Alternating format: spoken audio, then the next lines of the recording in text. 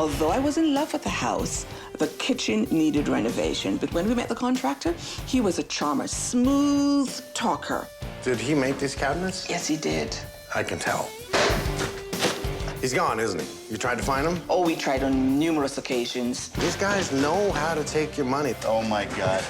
Hello. This situation could really get you depressed. Real depressed.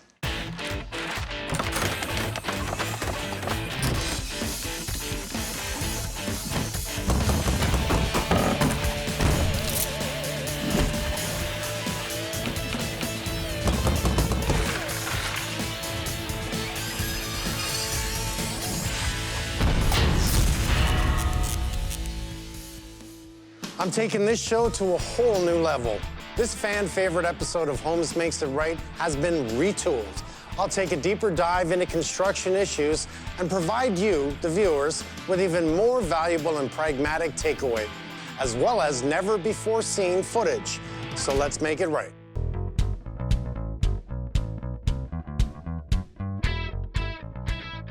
We've been here for 14 years. When I walked in through the door, I fell in love with the house. And it was an extremely hot day, I remember clearly. And when I looked in the backyard, I saw the pool. I felt like jumping in. And to me, that was one of the enticing things about the house.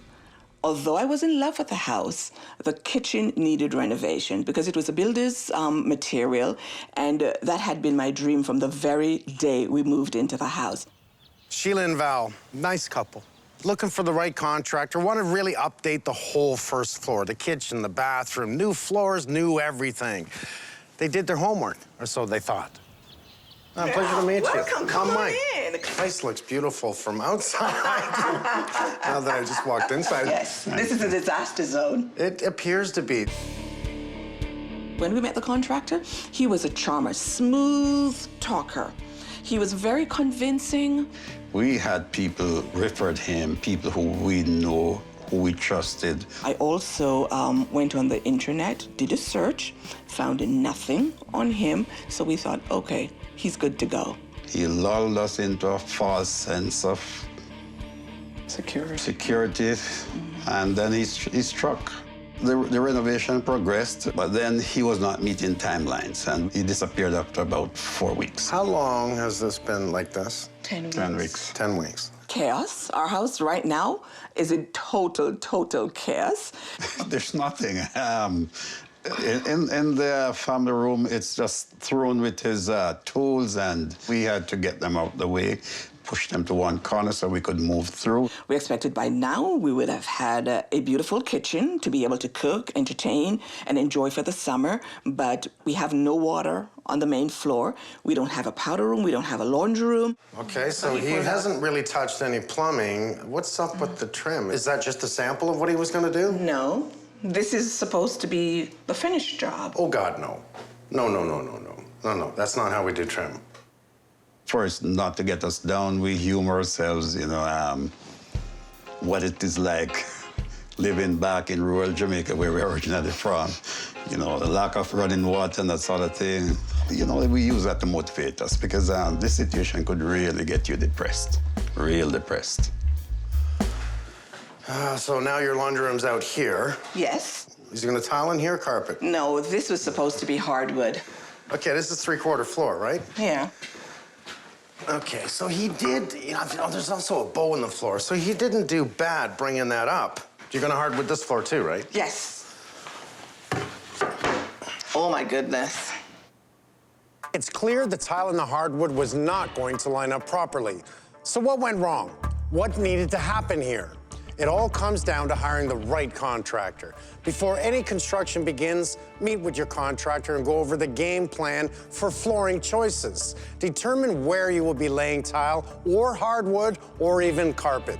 I always say tile is best for high traffic areas that have potential for moisture and spills, like the washroom, the laundry room, the front and back door, including the kitchen. Carpet is warm on the feet, it's good for the bedrooms, and it's more economical than hardwood. Once you've picked the different flooring choices, you'll need to write out a list of materials needed for the project before any work begins. If you picked a 5/8 of an inch thick hardwood, you know the contractor will need to build up the substrate in the tile area so there's no uneven thresholds.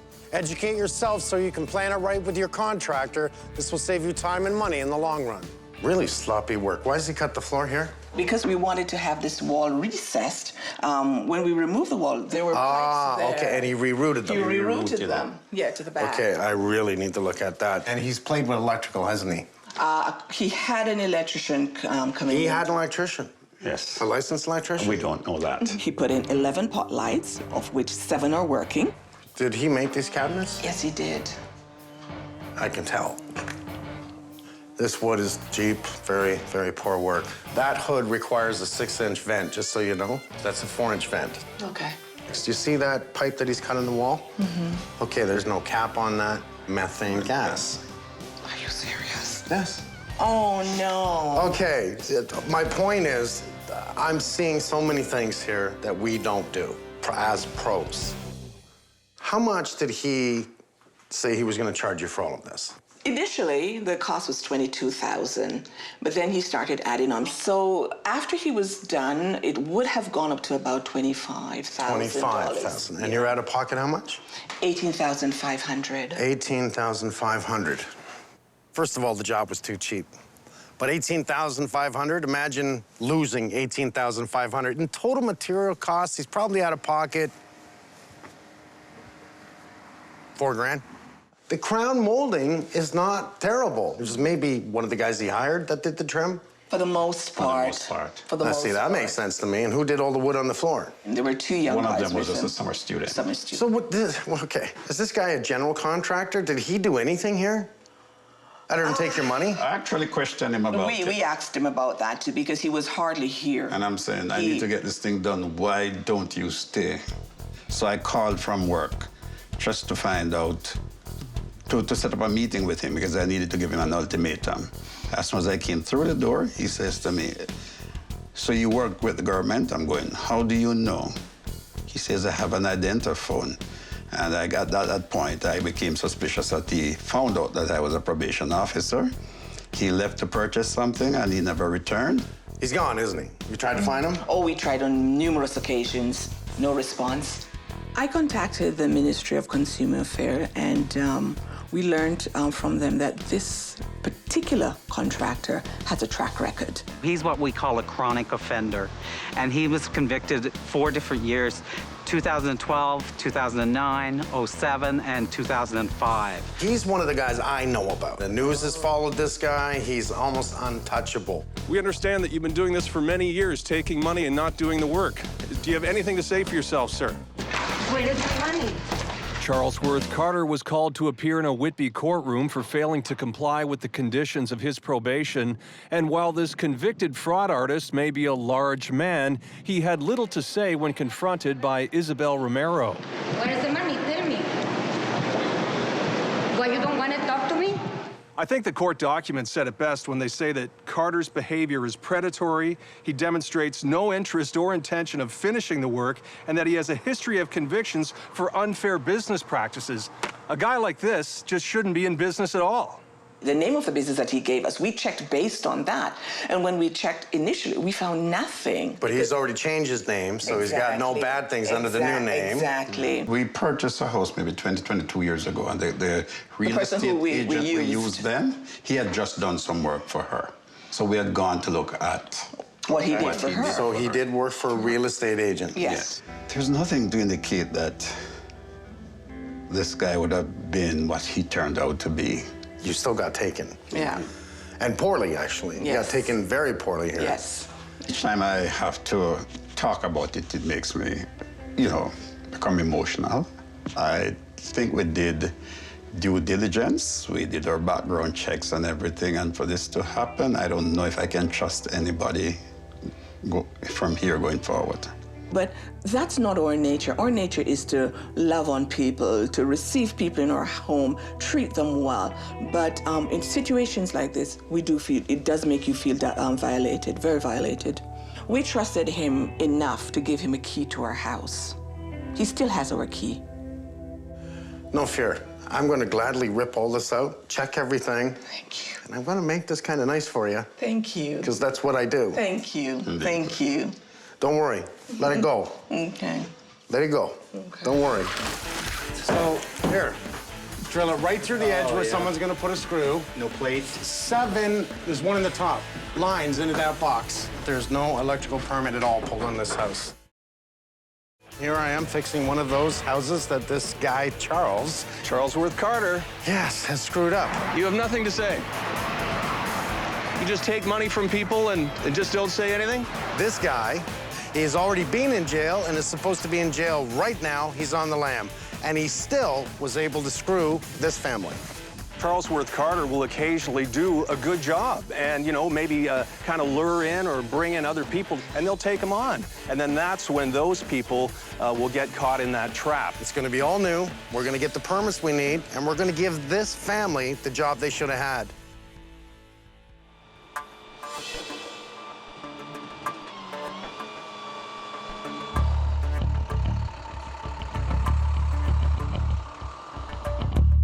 Daniel, How are you? here's one of the kitchens that you did when you were 5 years old. Seriously, you like this? Yeah, it's incredible. Oh, this is a joke. It's I don't even I can't understand believe this. I never seen something like that. Taking down this wall would be a wonderful thing to allow all that light into that room, as well as give us a lot more room to play with. To make this an open concept kitchen, first I have to take care of the structure. I'm gonna knock that wall down between the kitchen and the dining room. Then we're gonna create the perfect kitchen for Sheila and Val to entertain in. Speaking of kitchens, can I buy you a coffee? Quick little look, he's done some painting, okay. The floors, if you check out the height from this subfloor to the tile, this subfloor to the tile, you're gonna see we've got one hell of a difference, and I need to know why. He's done electrical without a permit. Everything they've touched, we're opening. Ooh, so the main floor. Yeah, Hello. yeah. All right. Let's pull all the sheathing up, then we're gonna work our way to the tile. The tile's gonna be last, and we'll work our way out the door. Okay. Heads up. A lot of different wood in here. This is a 1/4-inch topping right there. So that's our original subfloor there? Yeah, they use 1/4-inch on top of everything.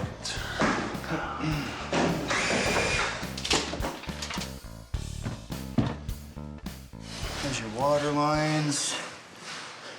Okay, I wanna open up this right away.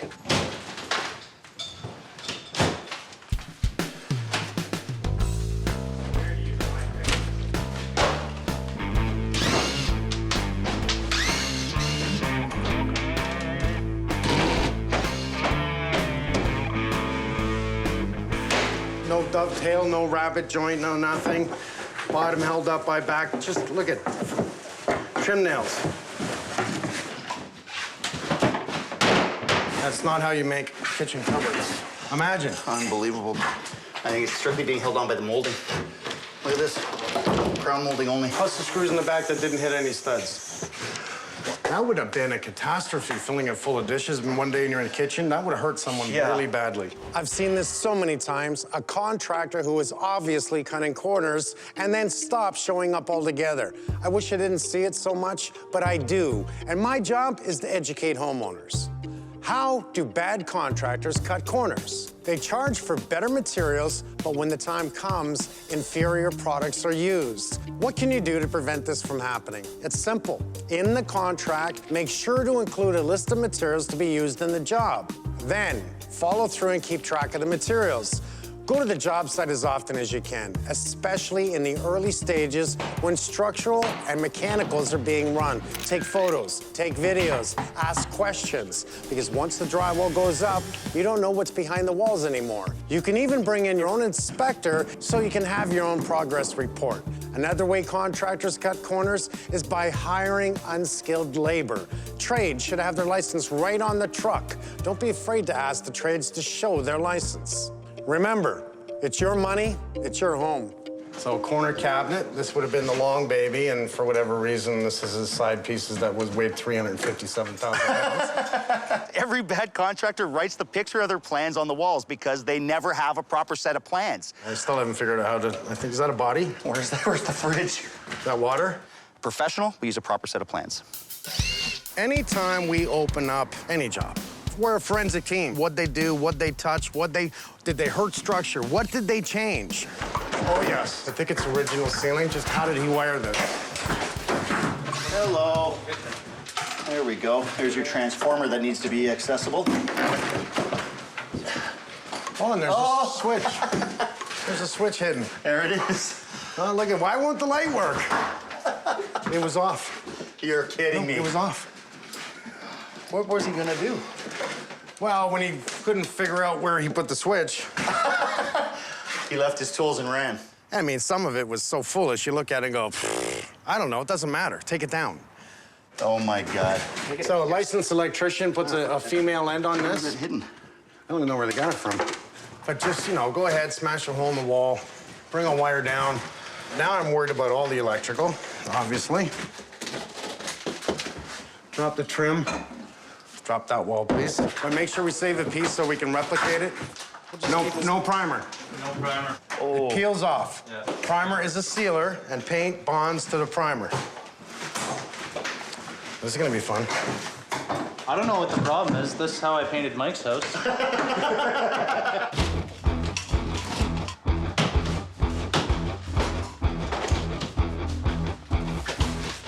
Now, I would have to say, I am good for structure. Now that the drywall's down, it's clear this wall is not load-bearing. The joists in the kitchen ceiling run parallel to that wall, resting on top of the exterior wall and attaching to the triple beam support on the other side. All the structural support we need is already there. And there's no ductwork in the wall except for that corner. Yeah, and that's already bulk in the other side. That's perfect. I'm a happy guy. Yeah.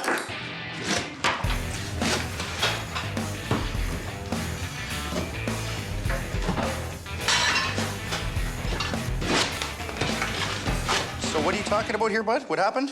Well, it's looking like that double layer is only right here. From about here over, it just dives into that room. You're probably right. It probably a little dip here in the floor, and they probably just wanted to make it level. You can see the self-leveler right there, and then they use thin set, and then they put their tile. That's why it's built up so much right here. Well, you know what we're gonna do? We're going right to the floor. Do you have a feeling he's working on someone else's house right now? I think he is. That really angers me, knowing that he's out there probably scheming how to get the next victim. Do you get the opportunity to go after these guys? Is that what you do? Yes, Mike, the gentleman that you're talking about here today was convicted in 2012 in June of 4 breaches of the Consumer Protection Act. One of the biggest problems we're noticing these days is consumers get one good reference and they stop looking. They stop digging for more information. You shouldn't stop. You'll go white to ground, Joe, for a sec. There you go. You're tapping, right? I'm giving you my heartbeat, because I love you. Yeah, that's the one. All right, that's the one. Perfect. So we're simply mapping everything out right now so we know how to turn things off and find our path in order to turn everything on. When you want to simply remove a wall, you need to remap the wiring. There's wiring that's already in there that's going to have to come out. So I'm going to spend a little bit of time with Joe, get it straightened up, and then rewire once we've got the ceiling removed. Frankie, is this ready to go, bud? Holy jeez, you already did half of it for me.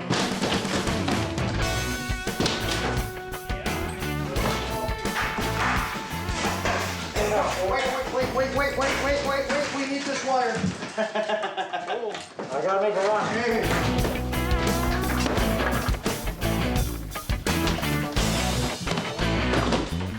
Oh, it's like wallpaper.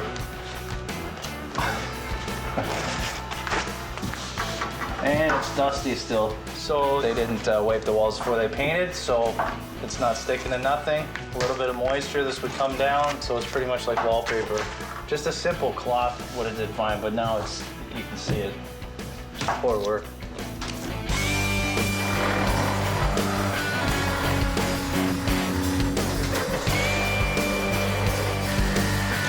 And through. Oh. house is still standing.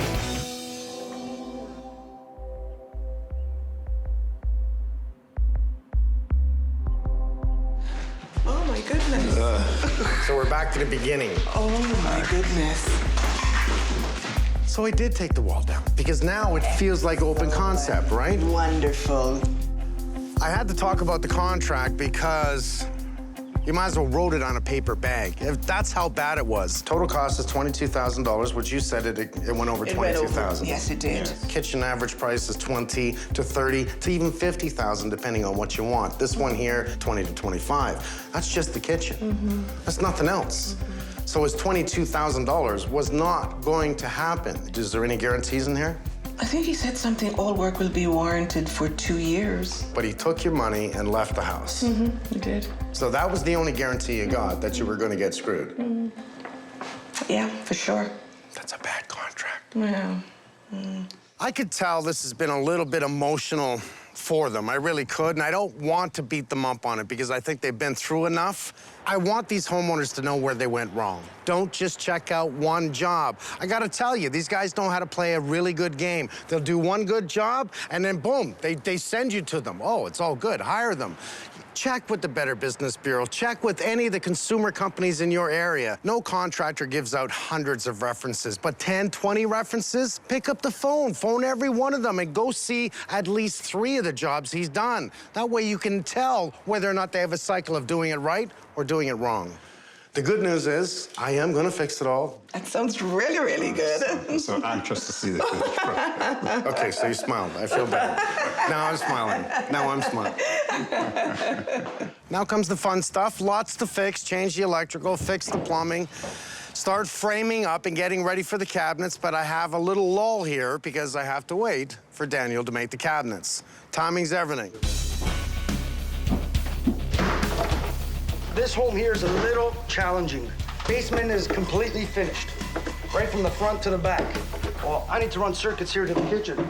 We're actually gonna cut the plywood from the kitchen all the way to the panel and run our wires that way. This way, the basement, the ceiling does not get disturbed. We gotta redo the floor anyways. That's our best option in this case. And hopefully we find no surprises.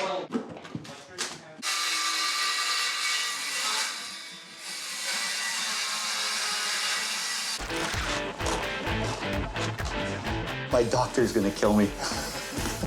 There's no way an injury is gonna keep a good man down. All I gotta do is improvise. This is a definite, we'll call it repeat offender.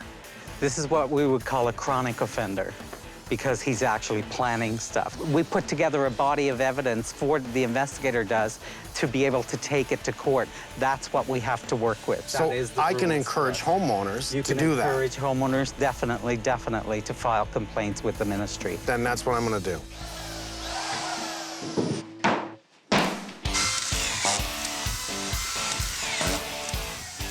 We've been able to take out a lot of the dips in the humps by actually putting down more plywood right over the subfloor that's already existing.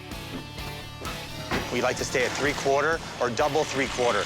We like to have a nice rigid floor.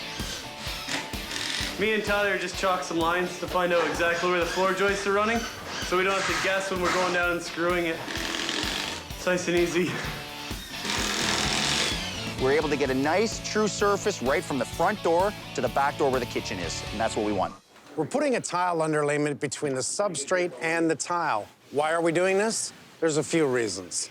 We know that floors expand and contract with moisture and humidity. This can lead to cracks and breakage in your tiles. What the underlayment does is allows the tile and the substrate to move independently of each other. Allowing this movement greatly reduces the risk of cracks. This underlayment also protects the substrate from water penetration. As well, it provides vapor management by giving an escape route for excess moisture from the substrate. Spending a few extra dollars and taking the time to do this one simple step will save money and greatly reduce any structural issues down the road.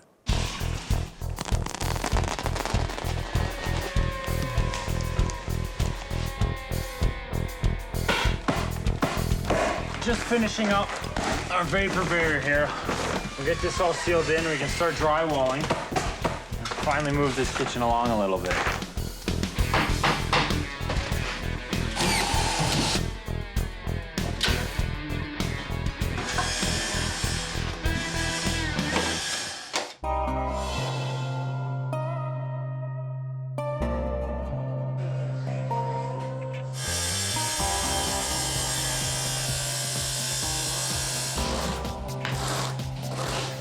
I have Nicole and Andrew laying the tiles at the front door, the bathroom, and the laundry room. The rest of the main floor will be hardwood.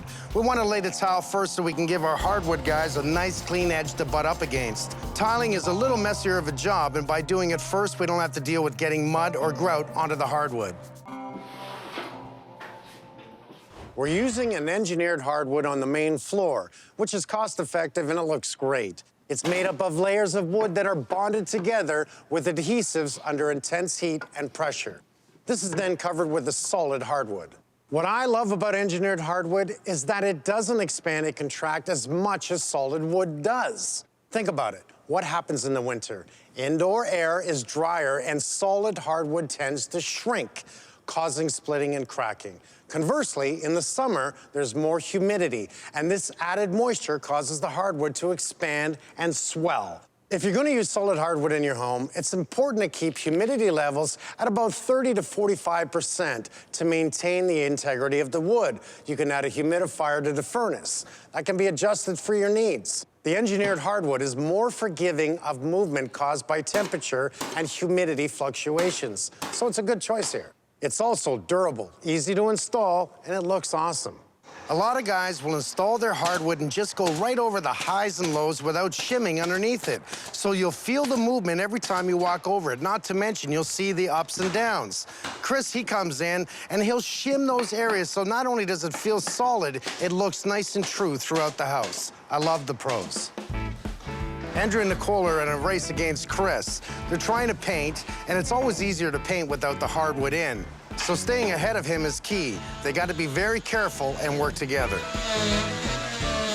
The secret here is we're going to use our cutting utensils to basically cut it just enough so the boards can tuck in underneath and give it a nice clean finish.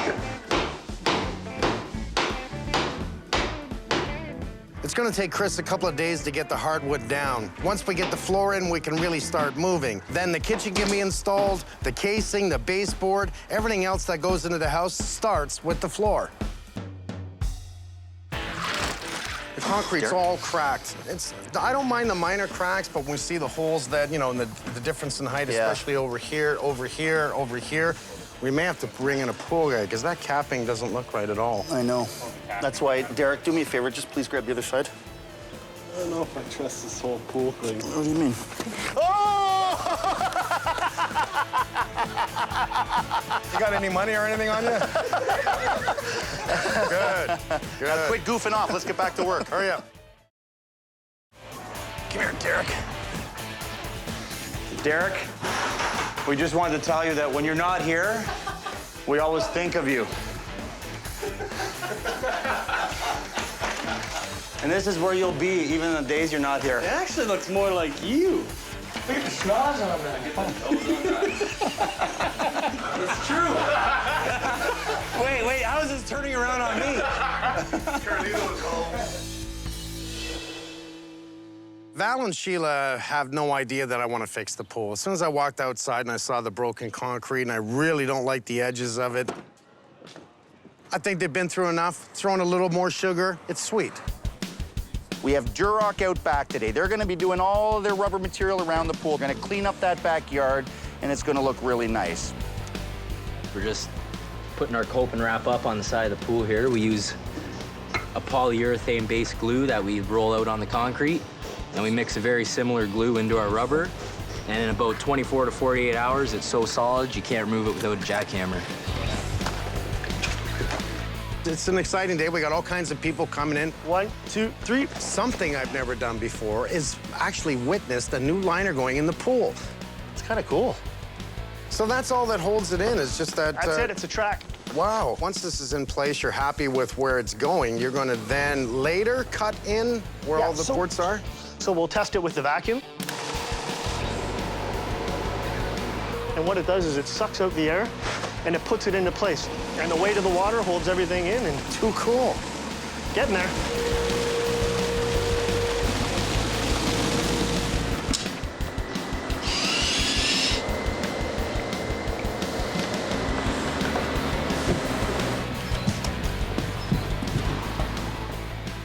It's a massive trade day, and we've got a lot of people in here, but it's what we have to do to get Val and Sheila back home as soon as possible.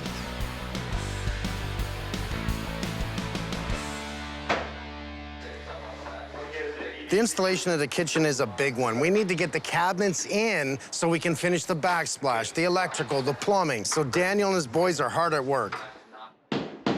While my guys are putting up the baseboard and the casing, they're trying to stay out of the way of the other trades doing their thing. There's a lot of people in here, so we need to make sure that everyone has the space they need to get the job done.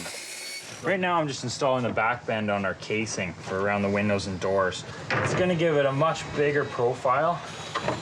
It's a little more labor intensive than a regular install, but the end result is very worth it. This is just hideous. I want to take this out. Pink mortar, and then you have a stone that has some pinks in it and stuff, but to me, it's just terrible. It's like done in the 80s. Yeah, it's a little dated. Yeah, so bringing it up to a nice gray, modern color will make a big difference. Look, I don't even have to speak. That's exactly what I want. I want it to look like a modern fireplace.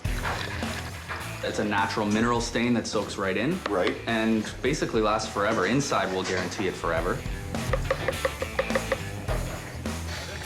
It doesn't dry completely uniform like paint. Right. It'll allow that natural background variation to come through.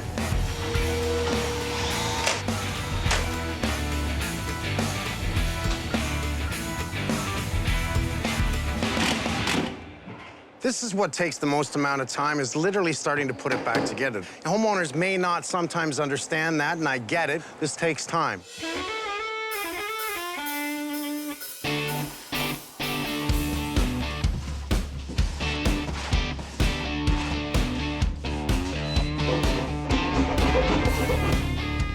We've got touch-ups on our trim. We got Craig doing all the painting, and we're helping everyone in there. Craig, I love the guy. He knows how to do it. He brings in the compressor, the hose, and away he goes and just starts spraying everything. And it looks right. Beautiful. What is that, an enamel? We're using a porch and floor paint here. A porch and floor, so it's for concrete. Yeah. It's probably an enamel finish. That actually looks really good. The last little things, it's putting on the booties. We're cleaning. What I don't want to do, clearly, is dirty up the floors. Looks good. As usual, you did it again, or we did it again. Teamwork is everything, isn't it? What do people want in a kitchen? Of course, they want functionality, storage, good workflow, task lighting, and high-end materials. These are all important. But one thing you shouldn't cheap out on is a good range hood. Why? Well, first, think about the function of the hood. The fan removes any odors, smoke, and steam from whatever you're cooking. And by doing so, it helps reduce the growth of bacteria and mold. In other words, it improves indoor air quality and keeps the kitchen cleaner. I talk a lot about indoor air quality. To me, it's important. If you don't have the proper exhaust or circulation in your home, it's your lungs that are ingesting any toxins and then have to do the heavy lifting to get rid of the pollutants. Invest in a good range hood and give your lungs a break. I like it. You like it? I love it. Like, look at how open this is. This is crazy. I know everyone's gonna like this, and homeowners should be extremely excited. That kitchen works, and every kitchen's gonna be different because it's all based on how the flow goes, what's the layout, what size is everything, and how can we manipulate it to work. I think they're gonna love it. Honestly, I'm done in 10 minutes. Lower the one side, guys. Let's get out. Let's give the home back. Can we go swimming after? You're going swimming regardless, dude. You just didn't know it yet. Jackpot. Is it heavy? Really now. Well, you guys are Stack 3 more on top. You are grunting a bit. I do push-ups. I'm gonna put in the heavy door. They probably don't mind that. I'm gonna do the heavy door.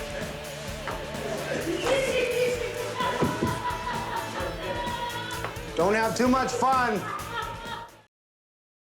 I'm gonna gladly rip all this out, check everything. Thank you. And I'm gonna make this kind of nice for you. I am ecstatic. I'm overjoyed. I want to do my happy dance and just dance around.